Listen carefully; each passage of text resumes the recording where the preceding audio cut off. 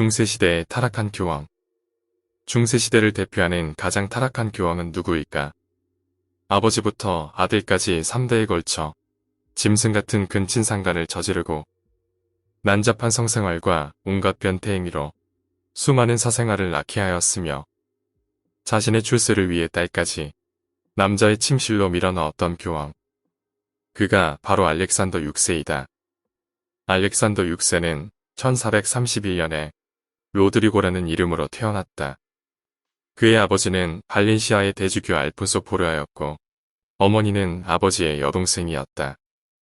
로드리고는 어렸을 때부터 난폭하여 12세 때 친구를 칼로 살해하였으며 난잡한 성생활로 적어도 6명 이상의 사생아를 낳게 했다. 1455년 그의 아버지가 교황에 오르자 당시 25세였던 로드리고는 발렌시아의 대주교로 임명된다. 이때 로드리고는 스페인의 과부와 그의 2딸까지 농락한 후 과부가 죽자 큰딸을 강제로 수도원에 보내고 어린 동생을 데리고 살았다. 또 그는 1461년 로마에서 18세의 아름다운 소녀 로사를 자기 여자로 만들었다. 그러나 교황을 두려워하여 그녀를 베니스로 이주시킨 후 약 20년간 왕복하면서 4아이를 낳았다. 교황 이노센트 8세가 죽었을 때 로드리고는 막대한 재산을 다 팔고 그 돈으로 교황 자리를 사려고 하였으나 마지막 한 표가 모자랐다. 그는 마지막 한 표를 돈으로 사려고 하였는데 그 한 표의 주인공은 다름 아닌 베니스의 한 수도사였다. 그 수도사는 거금과 함께 로드리고의 딸 루크레시아와의 하룻밤을 요구하였다. 로드리고는 그 조건을 받아들여 22명의 추기경들의 지지를 받고 교황이 되었다. 이렇게 하여 1492년 교황이 된 로드리고, 즉 알렉산더 6세는 이제 로마에서는 더 이상 거칠 것이 없게 되어 그의 생활은 더욱 문란해졌다. 15세의 한 소녀는 교황과 하룻밤에 11번의 관계를 가진 후 열을 내고 쓰러져 죽기도 하였다. 교황은 뻔뻔하게도 그 장례식에 가서 소녀의 명복을 빌어주었다고 한다.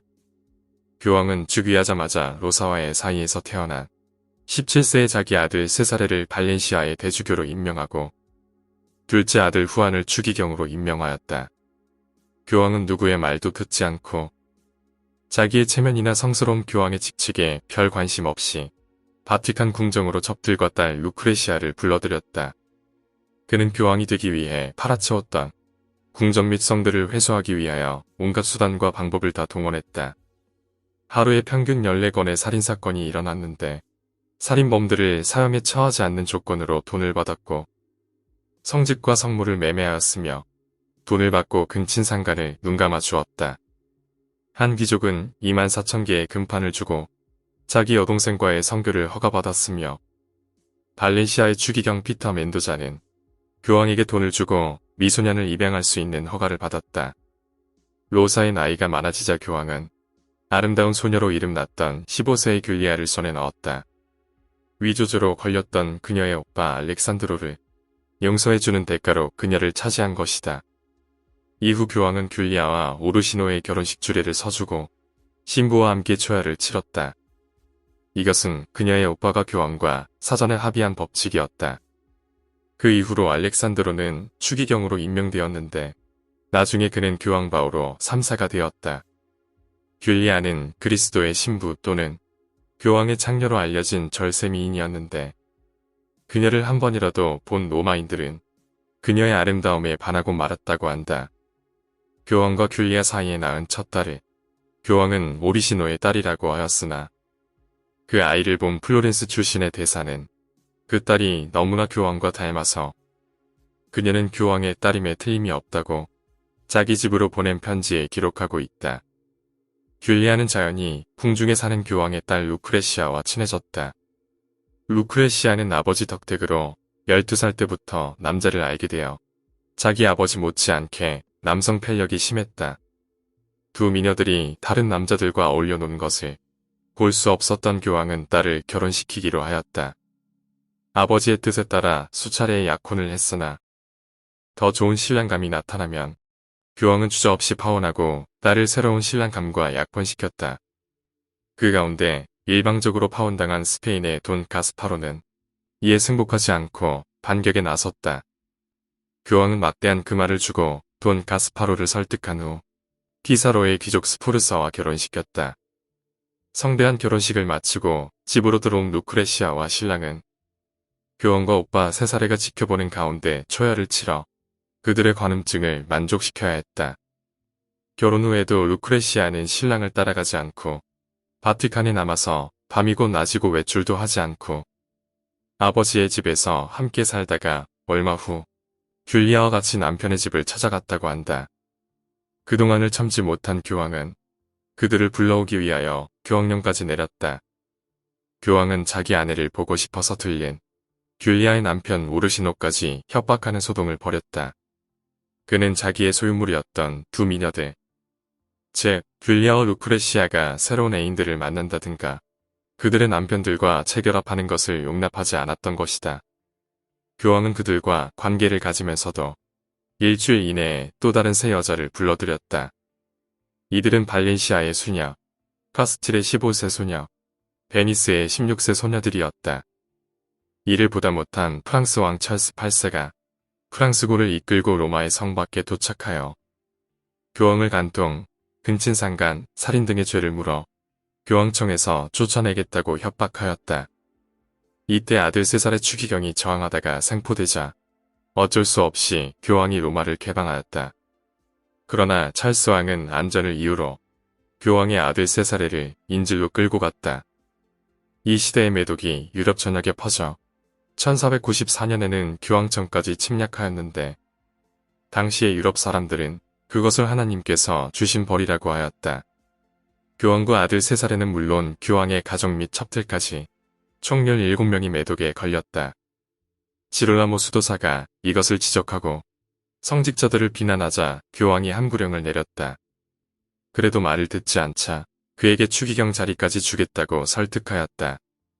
그것마저 거절당한 교황은 지롤라모를 이단으로 몰아 화형에 처하고 그의 죽음을 축하하였다. 또한 교황은 그동안 수녀원에 가 있다 루크레시아를 교황청으로 불러들여 교황이 임명한 조사위원회에서 자신이 처녀라고 선서하게 하였다. 내막을 잘 알고 있던 조사위원회가 교황에게 난색을 표했으나 결국 그의 압력으로 딸의 혼인이 무효 처리되었다. 그런데 그 후 얼마 가지 않아 루크레시아가 임신했다는 사실이 알려졌다. 교황의 계획이 실패로 돌아갈 것을 우려한 그녀의 오빠 세사레는 교황청 시종을 임신의 범인으로 몰아 그를 칼로 찌르고 강에 던져버렸다. 죽은 시종의 처는 교황의 차지가 되어 그의 아이를 낳았다. 그로부터 4년 후에 루크레시아가 어린 아들을 데리고 나타났다. 사람들은 그 아이가 죽은 시종의 아들이라고 생각했겠지만 사실은 달랐다. 나중에 밝혀진 두 교서에는 각각 교황과 세사레가 그 아이의 아빠일 것이라고 기록하고 있다. 아무리 중세라고 해도 이 얼마나 추악하고 짐승만도 못한 짓인가. 간디아의 군주가 된 교황의 둘째 아들 후아는 12살이 되는 해였던 1493년에 스페인의 공주와 결혼했다. 그는 비록 나이는 어렸지만 그 또한 아버지의 피를 그대로 물려받았다. 아버지의 취향을 잘 알던 그는 성스러운 신앙의 이름으로 미녀들을 끌어들여 교황청에 공급했다. 교황은 스페인의 소녀들에게 마음을 빼앗겼고 후아는 그의 사랑을 독점하였다. 그러자 맏아들 세사레는 자신보다 더 많은 미녀를 공급하는 동생을 살해하기로 마음먹었다. 자칫하다간 후계권을 후아에게 빼앗길지도 모른다는 두려움이 그를 움직이게 한 것이다. 마침내 어머니 집에서 파티를 마치고 귀가하던 동생이 길에서 살해당했다. 그것도 목을 여러 번이나 잔인하게 칼로 찔렀으며 몸에 돌이 매달린 채 강물에 던져졌다. 한편 마키아벨리는 이런 세사레의 무자비한 모습을 모델로 하여 군주론을 펴냈다. 그는 국가의 이익과 통치자의 권위를 유지하기 위해서는 부도덕한 수단과 방법도 정당화되어야 한다는 국가 권력론. 다시 말하면 국가 통치에는 곤모술수도 필요하다는 논리를 전개했다. 바카드의 기록에 의하면 피보기를 즐긴 세사레는 자기의 용맹을 자랑하기 위하여 성베드로 성당 앞에 울타리를 치게 하고 남녀 죄인들과 어린 아이들까지 끌고 나오려고 한 후에 그들을 칼로 찌르거나 일부는 총으로 쏘기도 하고 말로 짓밟기도 하였다. 이를 교황과 여동생인 루크레시아는 성당의 발코니에서 즐겼다고 한다. 세살에는 남편이 있는 부인들을 납치하여 강간하고 죽여서 강물에 던져버렸다. 여기서 운이 좋은 소수의 여자들만 죽지 않고 남편에게 돌아갈 수 있었다고 한다. 세살에는 매독 증세가 얼굴에 나타나서 검은 반점이 여기저기 보였다. 그런데도 그는 1499년 프랑스 왕의 소개로 게인이라는 작은 나라의 공주였던 샬롯과 결혼하였다. 세살에는 매독이 점점 더 악화되어 가는데도 불구하고 계속 여자들을 겁탈하는 과정에서 1501년 이탈리아에서 가장 아름다운 여자라고 소문난 베니스의 장교 부인을 납치했다. 그리고는 그녀를 가두고 성노리개로 삼다가 2년 후에야 남편에게 돌려보냈다. 이 와중에도 교황 부자는 중부 이탈리아를 교황청에 직할 영토로 만들려고 총력을 다하였다. 그는 목적을 달성하기 위하여 성물, 성직을 가리지 않고 팔 수 있는 것은 모두 팔아서 돈을 모았으며 또 자기들이 하는 일에 방해가 되는 사람들은 모두 암살하고 재산을 몰수했다. 교황은 추기경들을 대접하기 위해 매일 밤 25명 정도의 창녀들을 교황청으로 불러들였다. 마침내 1503년 8월에 짐승 같은 교황 알렉산더 6세가 죽었다. 교황 부자는 자기들이 싫어하는 추기경을 저녁에 초대하여 독설하려고 하였는데 일이 잘못되어 그 독약을 자신들이 먹게 되었다.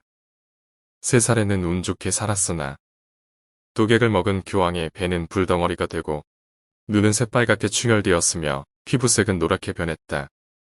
아무것도 마시지 못하고 몇 시간을 누워있던 교황의 얼굴은 자주빛으로 변하면서 피부가 벗겨지기 시작했다. 얼마 후에 교황은 배 양쪽에서 출혈이 일어나면서 사망했다. 만성 매독에 걸려있다가 독약을 먹고 죽은 교황의 시체는 옆구리가 풍선처럼 부어서 몸이 사각형으로 보일 정도였다고 한다. 교황이 살아있을 때는 아부하고 그의 손발에 키스하려는 사람들도 많았는데 죽은 후에는 누구도 그의 발이나 손에 키스하려 하지 않았다. 오늘 이야기는 여기까지입니다. 오늘 이야기가 재미있으셨다면 구독과 좋아요 부탁드립니다. 감사합니다.